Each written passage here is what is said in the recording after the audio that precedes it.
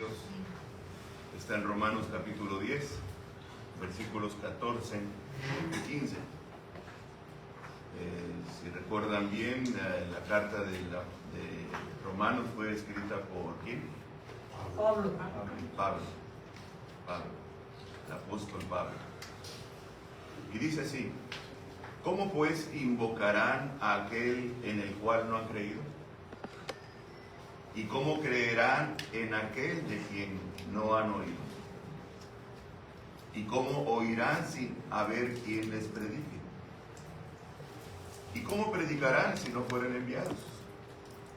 Como está escrito: cuán hermosos son los pies de los que anuncian la paz, de los que anuncian las buenas nuevas.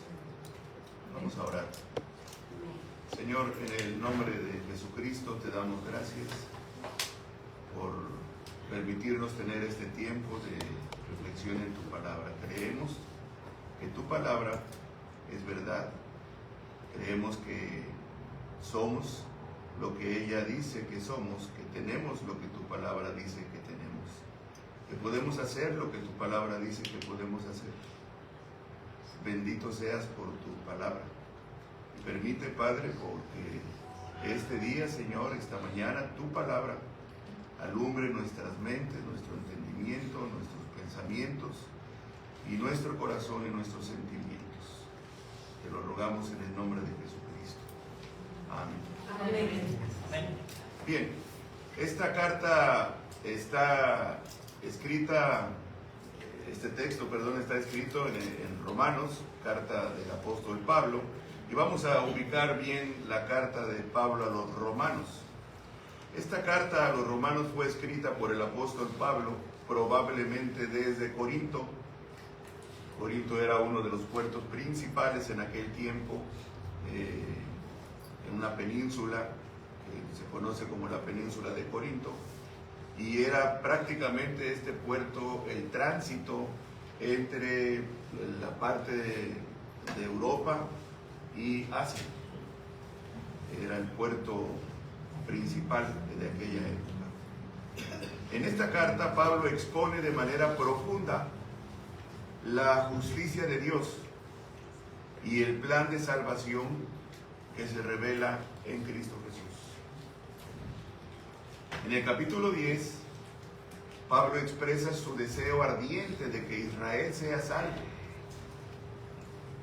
reconociendo que muchos de sus compatriotas tenían celo por Dios, pero sin un conocimiento verdadero. No entendían. Se refiere a los judíos. Pablo quería que sus paisanos fueran salvos, tuvieran el conocimiento de la verdad, de que la salvación que Dios ofrece al mundo es a través solamente de su Hijo Jesucristo. Pero parece que los judíos no entendían. Primero porque rechazaban a Jesús como el Mesías. Y de la misma manera, hoy en día nosotros cuando hablamos del tema de salvación, mucha gente dice: ¿salvación de qué? ¿Salvo de qué? Pues el pecado, me he matado. Yo, no, tan malo, no soy. No sé cuándo, y pues, si me buscan me encuentran, pero nada más. Y es fundamental entender el origen del pecado para poder entender la razón de la salvación. Mientras no entendamos qué es el pecado y cómo se originó, cómo entró en el mundo, no vamos a entender en qué consiste el mensaje del Evangelio, en qué consiste la salvación en Cristo. Para empezar, debemos entender que el pecado entró en este mundo por desobediencia. Porque la primera pareja que Dios había creado rompió la instrucción, desobedeció la instrucción que Dios había establecido. no voy a entrar en detalles acerca de en qué consistió la desobediencia, y de antemano queda claro que no fue en tomar un fruto, comer una manzana, menos una manzana, que no dice nada de esto la Biblia, sino simplemente hicieron algo que no debían hacer y que tuvo consecuencias eternas,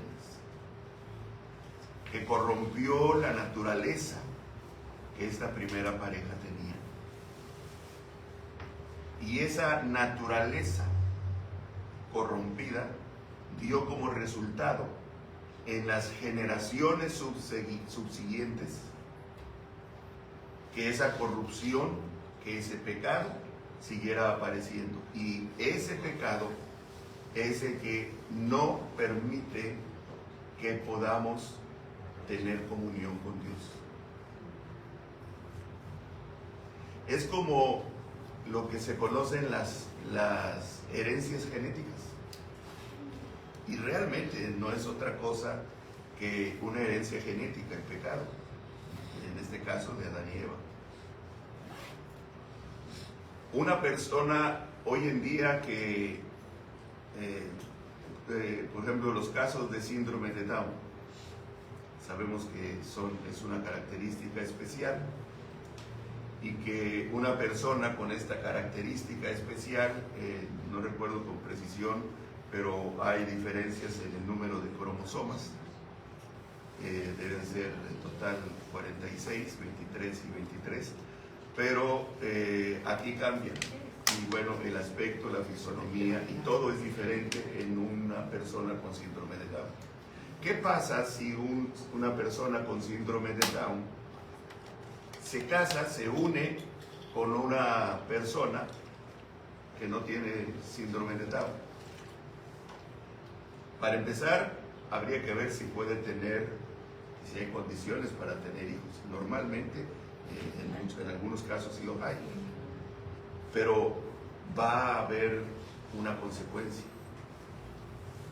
Esta corrupción, este gen va a continuar afectado y va a seguir afectando las generaciones futuras. Es exactamente lo mismo. Adán y Eva desobedecieron, y su desobediencia trajo como consecuencia que la naturaleza con la que Dios los había diseñado, que les permitía una comunión plena con el Señor y hablaban cara a cara con Él, ya no pudieran más hacerlo. Se corrompió todo en ellos. Por lo tanto, heredaron la naturaleza de pecado. Y todos nosotros hemos nacido de una línea genética pecaminosa. El libro de Génesis narra con bastante claridad, por ejemplo, que Adán y Eva eran hijos de Dios. Pero después de que Adán y Eva tuvieron dos hijos, que fueron Caín y Abel, y Caín mata a Abel, y Caín es desechado totalmente, vino un tercer hijo. Este fue llamado Set.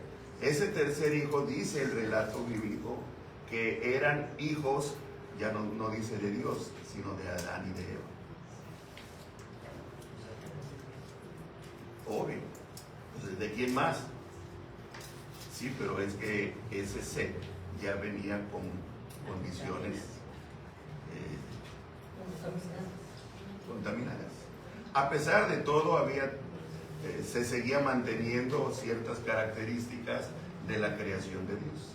Entonces, estamos entendiendo aquí que la salvación, cuando hablamos de salvación, estamos hablando de consecuencias de pecado. No podemos entender la importancia de la salvación si no entendemos la gravedad del pecado. Aunque tú digas y yo diga, pues no, yo no hago tantas cosas malas. Es que ya nacimos con una naturaleza pecaminosa. Esto es lo que se llama la raza caída. Nosotros somos descendientes por causa del pecado de una raza que cayó, se corrompió.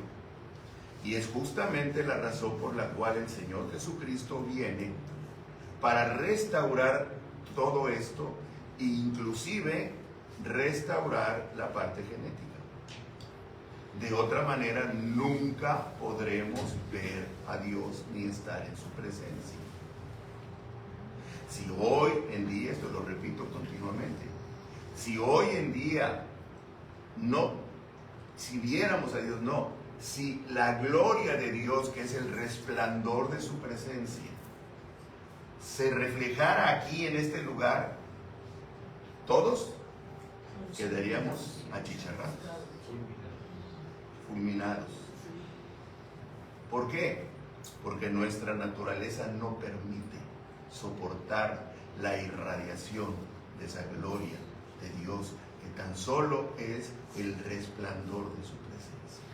Imagínense que Adán y Eva estaban en su presencia, vivían en comunión permanente con Él, porque la naturaleza de ellos era diseñada como hijos de Dios, un poquito menor que los ángeles, dice la Biblia. Entonces, hermanos, cuando hablamos de la salvación, del mensaje del Evangelio, de la importancia de que Jesucristo es el único camino, el medio para restaurar nuestra comunión con Dios, el Dios de la creación, estamos hablando de algo sumamente importante, serio, grave, de lo cual muchos no entienden. Y esto es lo que Pablo estaba escribiendo a los judíos. Era un grupo de cristianos en Roma, pero que eran envueltos en todo el contexto de la filosofía griega, del pensamiento griego, y Pablo entendía bien esto. Y todos esos eran judíos también. Y ellos no entendían, por mucho que fueran judíos y practicaran las fiestas, no entendían la importancia de la salvación. Como hoy en día en las iglesias, los cristianos no entendemos el mensaje del Evangelio.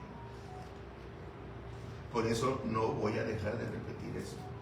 Algunos dirán, ya va a repetir lo mismo. Sí, lo voy a seguir repitiendo hasta que se quede grabado, hasta que se entienda, porque necesitamos comprender nuestra salvación. ¿Quiénes somos? ¿Qué identidad tenemos en Cristo?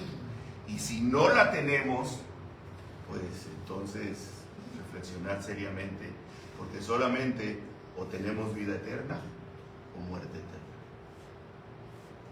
No hay camino intermedio.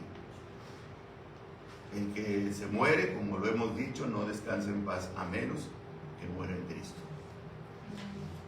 Será un dicho muy de cortesía y sociable, pero a veces se dice, ya descansa en paz. Era un hombre malísimo el que se murió. ¿Usted cree que va a descansar en paz? O una mujer malísima también. No descansan en paz. Solo Cristo es nuestro descanso. Solo en Cristo hay posibilidad. Entonces, Pablo está escribiendo esta carta a los romanos con el deseo de que sus hermanos de raza judía entiendan la salvación. Él desea que sean salvos, porque muchos de sus compatriotas judíos tenían mucho celo por Dios, pero no tenían el conocimiento verdadero. En este pasaje subraya que la salvación no depende de nuestras obras. Si alguno cree que porque ya vino a la iglesia, oyó la palabra, etcétera, etcétera, les va a ir mejor esta semana, pues les tengo una noticia. No es así. Porque, ¿qué argumento le vamos a dar a Dios? Señor, pero por mañana lunes pasa algo, en la mañana nos detiene el tránsito, nos llevan el carro al corralón, luego me tropiezo, me quiebro una pierna y luego, ¿qué pasa? Si ayer domingo, Señor, estuve en la iglesia. ¿Y? Las obras no nos hacen ganar ni merecer el favor de Dios. A nadie. Subraya entonces que la salvación no depende de nuestras obras o del cumplimiento estricto de la ley, sino de confesar con nuestra boca que Jesús es el Señor y creer en el corazón que Dios lo levantó de los muertos.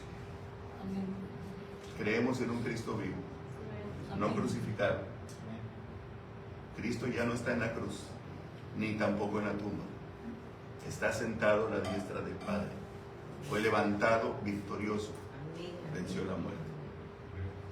Los versículos 14 y 15, que es el texto que leímos, Pablo plantea una cadena lógica para que alguien invoque al Señor. O sea, necesitamos que alguien invoque al Señor, que diga Señor, que tenga comunión con Él. Pero ¿cómo lo van a hacer? Si nunca han oído. Si nunca han oído del mensaje, del Evangelio. ¿Y cómo van a oír? Si no va nadie a predicarles. ¿Y cómo va a ir alguien a predicarles? Si no hay quien los envíe. He comentado en algunas otras ocasiones que aquí en la ciudad de Puebla hay unas bodegas, unas oficinas de una organización evangélica. No es una iglesia, es una organización, en donde en esa bodega hay muchas cajas llenas de Biblias, de Nuevos Testamentos traducidos en dialectos de grupos étnicos de la sierra, esperando que alguien vaya y lleve el mensaje en ese dialecto. No, pues está difícil. ¿Por qué difícil? Si otros se preparan para hacer otras cosas en su vida, ¿por qué no aprender un dialecto? Lo que pasa es que no hay iglesias interesadas en ir a predicarles el Evangelio. No hay iglesias interesadas, no hay iglesias que quieran enviar a su gente, a los hermanos, a las hermanas, no quieren ir. Eso sí, hay mucho misionero turístico, como dijeron hace rato en la escuela dominical. Hay mucho turismo misionero.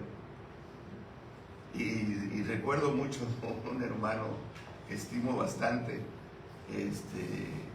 que envió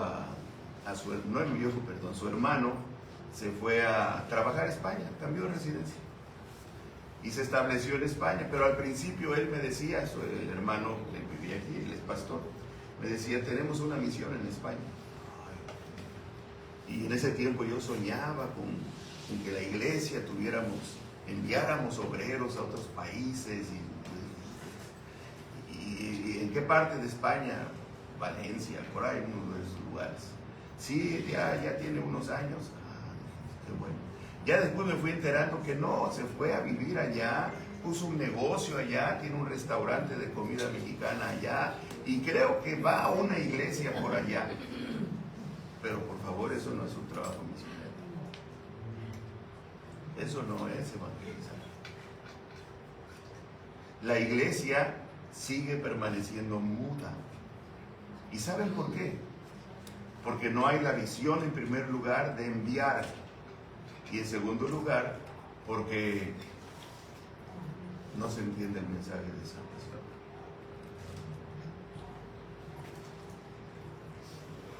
Entonces, la secuencia lógica que Pablo explica en estos dos versículos es que debe haber alguien enviado para que predique y para que al predicar alguien oiga y crea.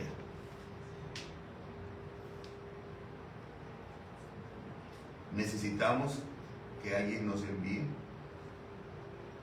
Pues ya nos envió el Señor. ¿Qué no está ahí Mateo 28? ¿Qué es lo que Jesús le dice a sus discípulos antes de ascender? Toda autoridad me es dada en el cielo y en la tierra. Por tanto, ahora vayan y hagan discípulos a todas las naciones, bautizándolos en el nombre del Padre, del Hijo y del Espíritu Santo. Ah, no, pero algunos están esperando que sentir aquí que el Señor, por favor, ya está el mandato. No tenemos que ir a otras tierras. Habrá quienes Dios va a escoger para esto. Podemos comenzar con donde estamos, siendo en primer lugar, luz, testimonio de que Cristo ha cambiado nuestras vidas. Y después aprendiendo a comunicar el mensaje. Y para comunicar el mensaje, primero necesitamos entender el mensaje.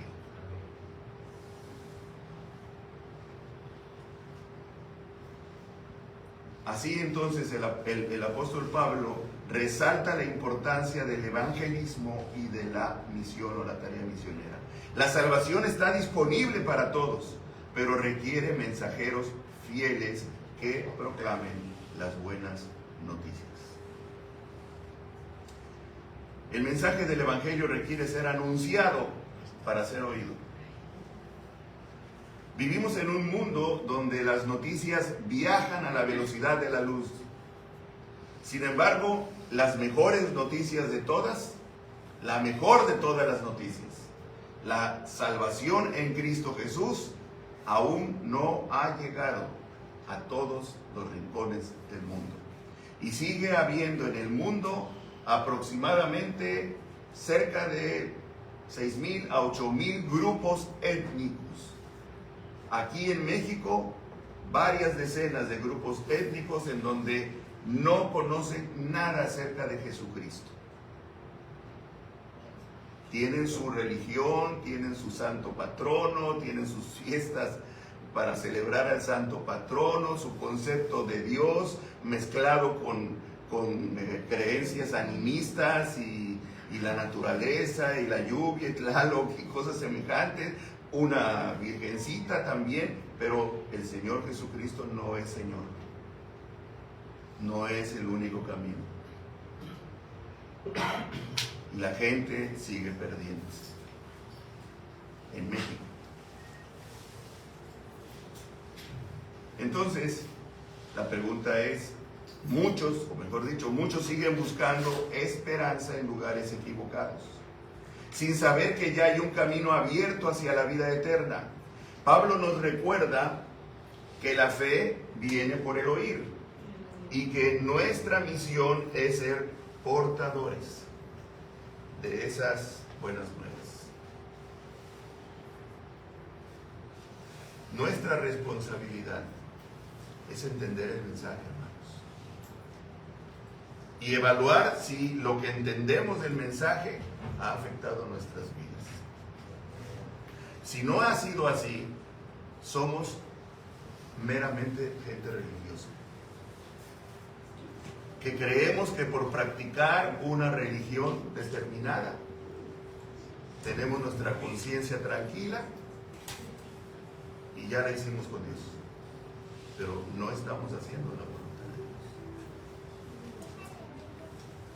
Muchos entonces siguen buscando, al no tener un mensaje de salvación, pues siguen buscando respuestas en su vida, siguen caminos diferentes. Y Pablo nos recuerda que la única manera en que puede haber fe en Dios es a través de la palabra de Dios. ¿Saben qué es lo que nos hace crecer en la fe? Sentir más intensa. No es cierto, eso no es fe. La fe viene por el oír, y el oír por la palabra de Dios. Si tú quieres crecer en tu fe, porque ya rendiste tu vida al Señor Jesucristo, porque ya reconociste que tu naturaleza pecaminosa te ha apartado de Dios y necesitas de un Salvador, entonces necesitas crecer en esa fe. La única manera es a través de las Sagradas Escrituras, no de otra forma. Puedes participar en el grupo de alabanza, hacer cosas, tocar instrumentos y y sentir bonito, y eso no cambia nada. Yo fui monaguillo desde los 6 años, religioso. No cambia nada, no pasó nada. Yo crecí como cualquier otro, niño, y me hice adolescente como cualquier otro muchacho adolescente, y joven igual. Pero sí, desde joven, por la misericordia de Dios, estuve cerca de donde la palabra de Dios estaba predicando. Y créanme, hermanos, después de muchos años y aún siendo pastor y predicando, buscando entender, yo mismo entender, siendo congruente, buscando congruencia, con el tiempo he llegado a armar, a cuadrar las cosas. Si no, solamente yo descubrí que en algún tiempo yo estuve enseñando pura religión. Y a algunos les gusta ser religiosos y se conforman. Y por eso algunos, cuando están aquí en la congregación, dicen: Dios te bendiga, hermano, entre nosotros. Cuando nos vemos afuera y hablamos un lenguaje bien espiritual y el Espíritu Santo, pero en casa chiles y ajos, y en la calle, ¿cuál es la diferencia? O hemos nacido o no hemos nacido, o somos nueva naturaleza o no la hay. Reflexionemos en 3 aspectos especial o esenciales de este pasaje: la necesidad de anunciar el mensaje, la hermosura del mensajero y el envío de Dios. Primero, la necesidad de anunciar. La salvación no se recibe de manera automática. Pablo deja claro que para que alguien invoque a Cristo, necesita escuchar el mensaje del Evangelio. Nadie va a invocar a Cristo si no escucha primero el mensaje del Evangelio. Nadie puede creer en lo que no conoce. El silencio de la iglesia se convierte en una barrera para que la fe de los que aún no han creído. Que seamos mudos porque no somos luz con nuestro testimonio personal, o porque no estamos preocupados por saber transmitir el mensaje, pues hace que las personas mueran en oscuridad. Y normalmente, si no existe algo de qué agarrarse, pues cada quien se va a agarrar de lo que pueda. Ideas, filosofías, pensamientos, reacciones, y así se vive. Si aún conociendo la palabra de Dios tenemos que enfrentar todas situaciones diversas. A mí me ha tocado visitar enfermos terminales, conscientes, en hospitales, por ejemplo, o en sus casas, y hermanos fieles, consagrados, pues, o de tiempos, que conocieron la palabra y me han dicho, cuando les he ministrado, me han dicho: pastor, tengo miedo. Sabe lo que está pasando, sabe que no le queda mucho tiempo, me ha dicho: tengo miedo. Bueno, me toca tratar de fortalecer su fe, ayudar, etcétera, etcétera. Es normal hasta cierto punto, no es normal cuando se ha madurado. Una persona que llega a ese momento en su vida con una fe madura dice: estoy listo, yo sé a dónde voy, en qué momento. Y hasta comienza a despedirse de su gente. La tía de mi esposa así lo hizo. Ella les decía a sus hijas, a sus nietos: ya estoy lista, ya me están esperando allá, dice, allá arriba me están esperando, estoy lista. No tenía miedo.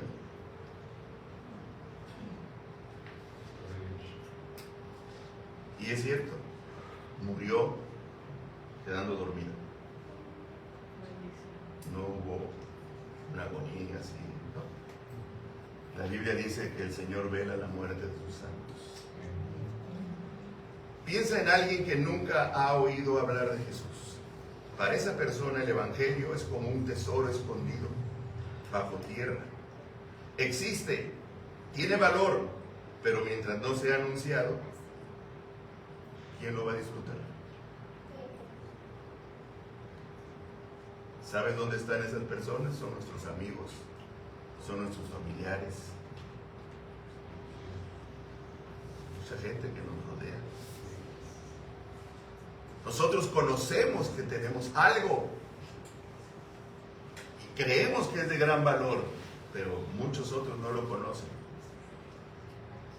Y pues lo más que llegamos a decirle es exhortarles y pórtate bien y aquello. Pues qué bueno, por un lado está bien y está perfecto cuando nos identifican. No digan groserías porque aquí está este señor porque, etcétera, etcétera. Qué bueno, hay un testimonio, ¿no? Pero no es suficiente. Necesitamos que las personas oigan.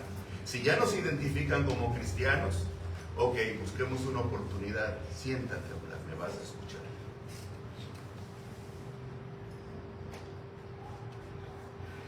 El anuncio se fundamenta más que en contar una serie de conceptos, en compartir un testimonio de cómo nuestras vidas han sido transformadas desde que oímos, creímos y vivimos para anunciar el amor y el poder de Cristo en nuestras vidas. Este es el evangelismo. No necesitamos un certificado.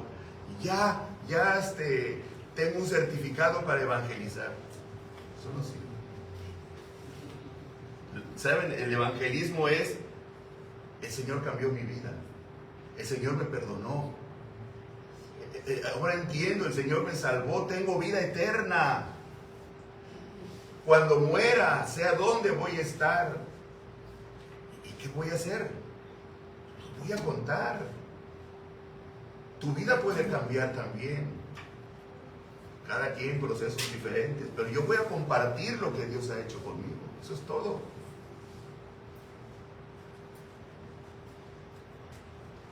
Entonces, por eso es que la Biblia dice, así que la fe es por el oír, y el oír por la palabra de Dios. En este momento, todos los que aquí estamos siendo edificados en nuestra fe.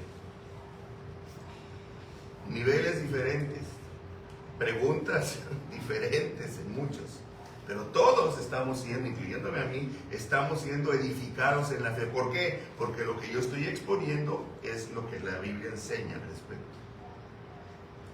Y la fe es por el oír de la palabra de Dios. El otro punto es la hermosura del mensajero. No vamos a hablar aquí que el que evangeliza se va a poner más guapo. No se refiere a eso. Pero que conste que hay personas no muy agraciadas físicamente, que hay un espíritu, el Espíritu de Dios, y hay diferencia en esas personas. Transmiten algo diferente. Hay otras personas que, aparte de que carecen de gracia y de hermosura, son amargadas, son feas, difíciles de tratar, todavía después de que pues, al Señor no le agració mucho, ¿no? Y todavía se portan con amargura y toxicidad y cosas semejantes. No olvides quién quiere acercarse. Pablo dice en Isaías 5:52-7, para mostrar que el mensajero del Evangelio es visto como alguien hermoso. Estrictamente dice, hermosos son los pies de los que anuncian el Evangelio. No por la apariencia externa, sino porque trae un mensaje de vida, de paz y de esperanza. La belleza aquí radica en la misión a la que hemos sido llamados. ¿Cuál es esa misión? Anunciar la reconciliación con Dios. Por eso dice el pasaje en Isaías 52:7, cuán hermosos son sobre los montes los pies del que trae alegres nuevas, del que anuncia la paz, del que trae nuevas del bien, del que publica salvación, del que dice a Sión, tu Dios reina.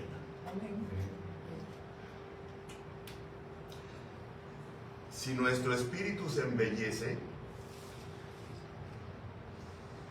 hay un efecto también en nuestro aspecto físico. Es muy diferente. Hay personas que son una guapura andando,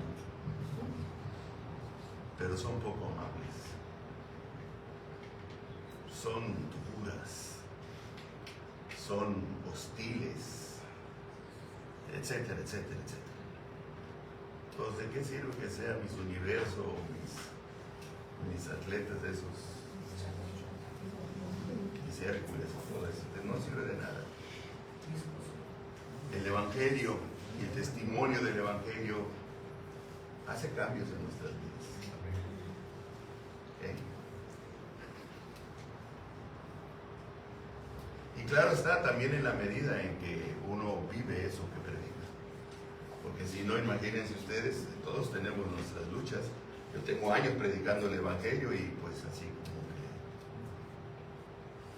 que hay muchas cosas que cambiar todavía, pues también.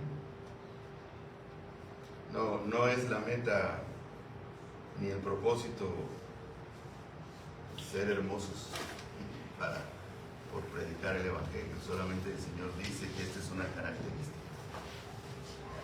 El mensaje no se comparte entonces por iniciativa personal solamente, sino porque es Dios mismo el que envía. Perdón, es que estamos en el 13 del envío de Dios. El mensaje no se comparte por iniciativa personal solamente, sino porque Dios mismo envía. El envío implica obediencia y disposición.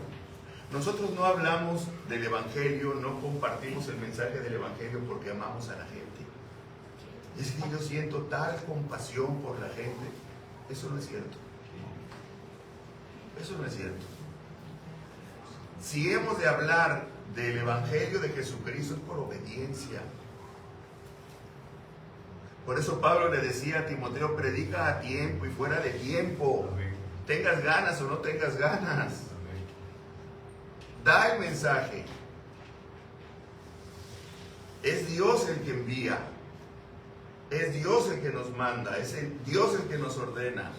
Es Dios el que nos pone en ciertas circunstancias en que nos encontramos con ciertas personas que quién sabe si jamás las volveremos a ver. Se llaman citas divinas. Dios hace que nuestras vidas coincidan con alguna otra persona y tiene un propósito. Y luego se sienta ahí, imagínense, va uno viajando en una de aquí a Jalapa y llega y se sienta, le toca a un compañero de viaje ahí y todavía uno se pone roñoso y dice, no tenemos una gran oportunidad, ¿no? Es más, inclusive me siento tan incómodo que me levanto y lo dejo ahí por otro lado. No hay disposición, a veces no hay condiciones, está bien, pero nuestra actitud debe ser buscar. Estamos para eso. El envío implica obediencia y disposición. Ser enviados nos recuerda que no vamos solos. Él nos respalda con su poder y con su espíritu. Por eso Él dice, ir y hacer discípulos a todas las naciones. Muchos misioneros han dejado su país y comodidades para ir a lugares lejanos. No lo hicieron por impulso humano, sino porque escucharon el llamado de Dios. No todos iremos a tierras lejanas, pero todos hemos sido enviados a nuestro entorno, familia, trabajo, escuela. Y nuestra misión comienza con nuestro propio círculo.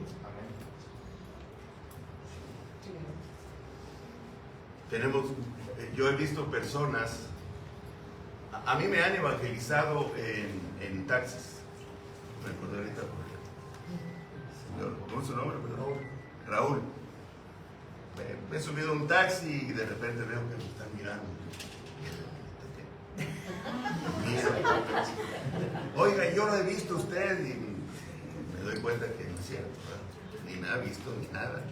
Pero no, lo que está buscando es una manera, un pretexto. Y me doy cuenta y después se suelta el mensaje. Y yo no le digo, no, yo soy pastor, evalué. Creo que ya, sí. ¿Y usted a qué? ¿Usted va a una iglesia? Sigo el juego de alguna manera, porque me trato de dar cuenta, ¿no?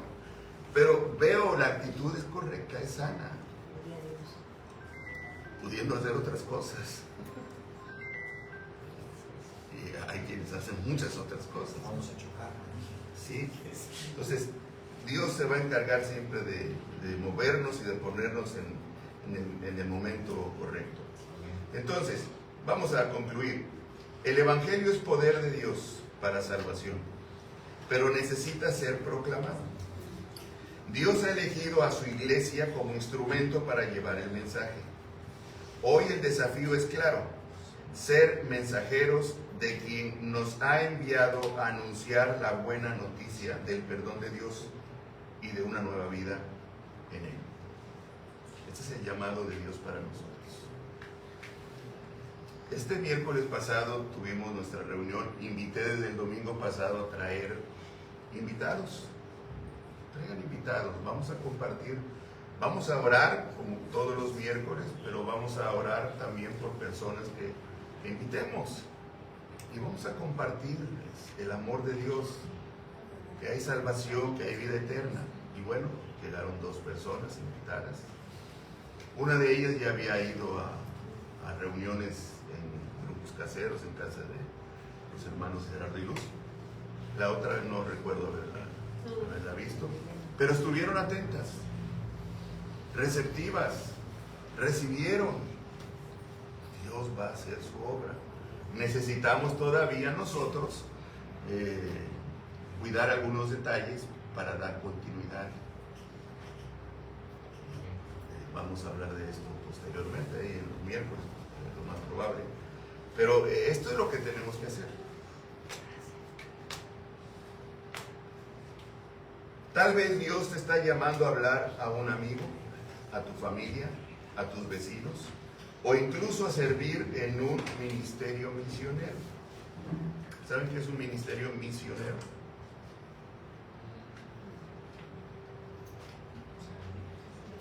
Algo relacionado con la obra misionera.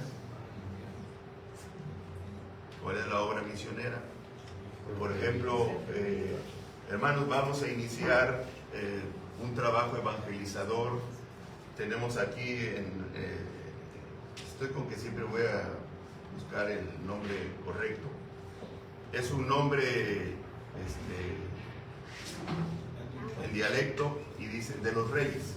Está por abajo de Tehuacán, rumbo hacia, ¿cómo se llaman los lagos? Los lagos que están arriba. Temazcal y todo eso, por allá arriba está.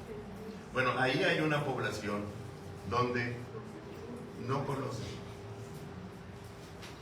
Es un grupo cerrado, hablan un cierto dialecto. Y está considerado ese grupo como no alcanzado dentro de los catálogos aquí en México de grupos no alcanzados por el Evangelio.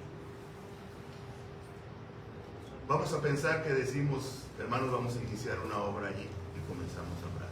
Vamos a nombrar a alguien que se encargue de coordinarnos en esto. Ese es un ministerio misionero.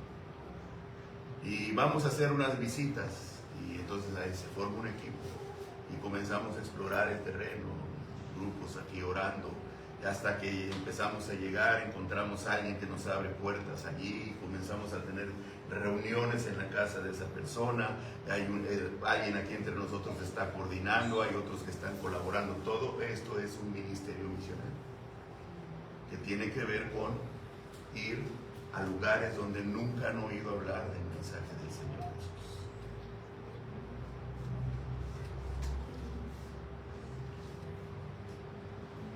No ignoremos la voz de Dios. Recuerda, alguien un día se atrevió a hablarte de Cristo y gracias a eso tu vida cambió. ¿Alguien quiere contar aquí? Nada más, ¿quién te habló de Cristo? La maestra de mi niña cuando en el primer año. La maestra. Insistía. E insistía. Como una. Mire qué terca. Sí, la verdad sí. Necia la mujer. Yo tenía miedo de cómo voy a dejar mi virgencita, yo era única. A la gloria de Dios. Entonces, gracias a Dios por esa persona. ¿Okay? ¿Alguien más? Mi papá, ¿Recuerda quién le habló de Cristo? mi madre, Mi sobrino. Su sobrino. ¿Sí? mi padre. ¿Okay? Mi sobrina, luego mi hermano y luego Jesús. Gloria a Dios. ¿Quién más? Margarita. ¿Qué más le fue? A mi mamá le hablaron de Dios, del Señor, y se convirtió. Y fue misionera. Fue misionero. Fue misionera y gracias a Dios, ella y nosotros fuimos, somos evangélicos, llegamos en Dios. ¿Saben ustedes cómo el Evangelio entró en mi vida? Comenzaron a llegar a la casa, vivíamos en Díaz Mirón, unos departamentos enfrente de Chedraui,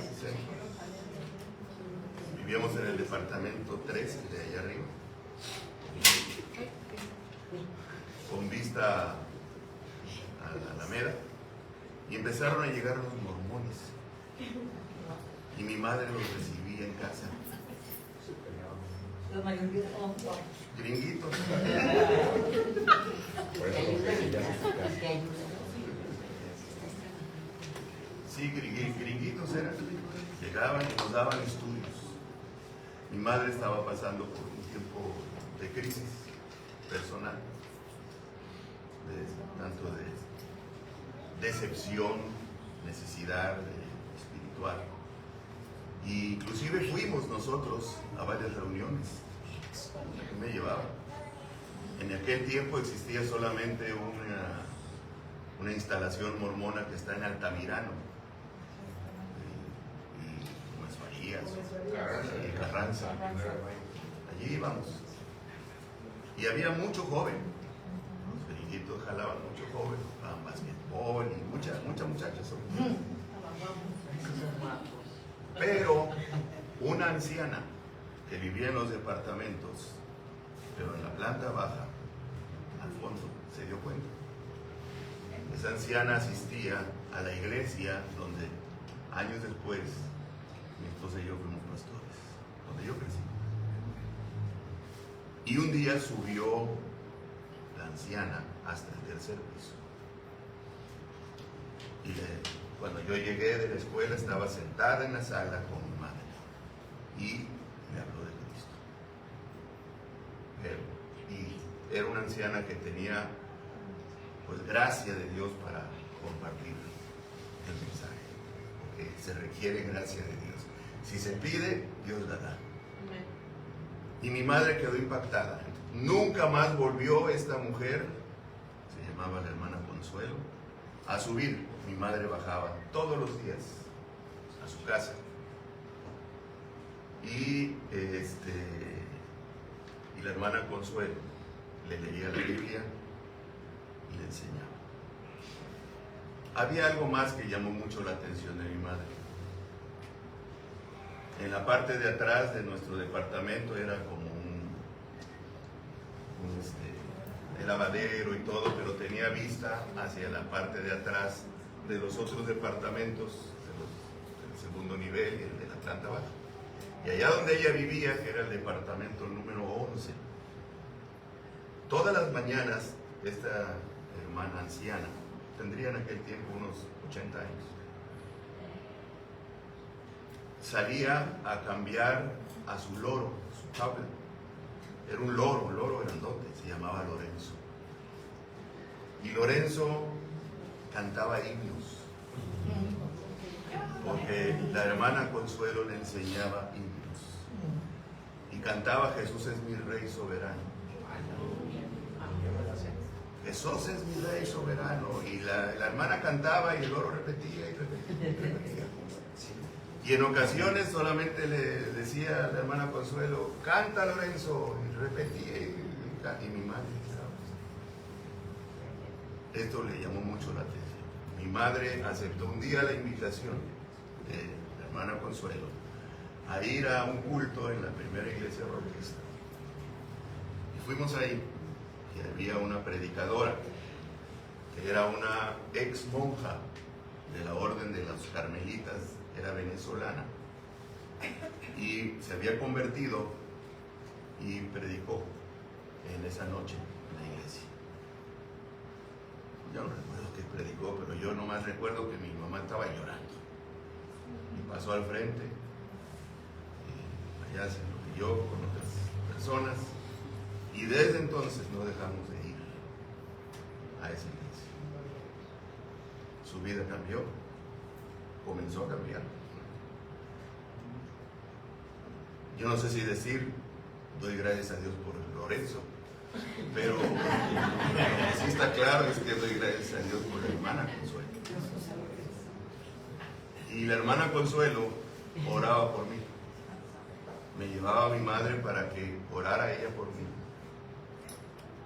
Las iglesias bautistas no somos de dar una de profecías o cosas semejantes, pero la hermana Consuelo dijo algunas cosas referente a mi futuro, pero que eran su deseo y por lo cual ella oraba. El día que yo me iba al seminario, ya la hermana Consuelo, muy anciana, ya no vivía allí, ya vivía en otra dirección. Fuimos a despedirnos de ella y ella oró. Ya después, pues el Señor la llamó a su presencia. Después conocí familia, el hermano Jorge del Río, si me está oyendo Jorge, porque está luego ahí, sabe bien porque hay una conexión por ahí. Hubo una conexión también con la familia por parte de su hermano. Pero, hermanos, es que Dios usa a alguien siempre y debemos estar agradecidos. La pregunta es, ¿Dios te está usando a ti? No debemos dejar de hablar, no debemos callar. Debemos orar y decir, Señor, úsame. Dame gracia para compartir. Sigue transformando mi vida, porque reconozco que no hay estas áreas transformadas en mí. Cámbiame y transfórmame. Y enséñame a compartir tu mensaje. ¿Quién estaría dispuesto a hacerlo? Amén. No sé cuántos años tengas de conocer el Evangelio, pero quizás sean demasiados y no has ganado una sola persona para el Señor. Ganar una persona para el Señor no es invitarlo a venir a la iglesia. Es bueno, esto es parte. Es que tú sepas llevar a esa persona a los pies de Cristo, presentándole el mensaje de la necesidad de arrepentirse y de confesar sus faltas delante del Señor. Y guiarle en una oración para que esa persona confiese, se arrepienta, rinda su vida al Señor. Y después que tú le guíes a dar los primeros pasos. Dios tiene en su iglesia otros que tomarán la estafeta para continuar con lo que sigue en el crecimiento y en el desarrollo. ¿Quieres servir a Dios?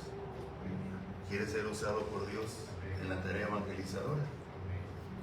¿De verdad? Tiene su costo. Hay que orar, hay que pedirle a Dios cambios y Dios lo comienza a hacer. Cierren sus ojos, por favor.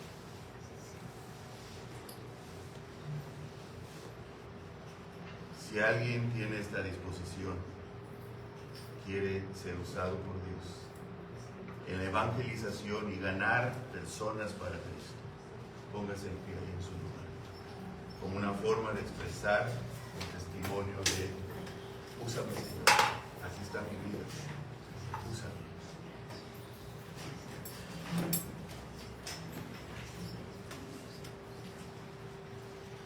Padre, en el nombre del Señor Jesús,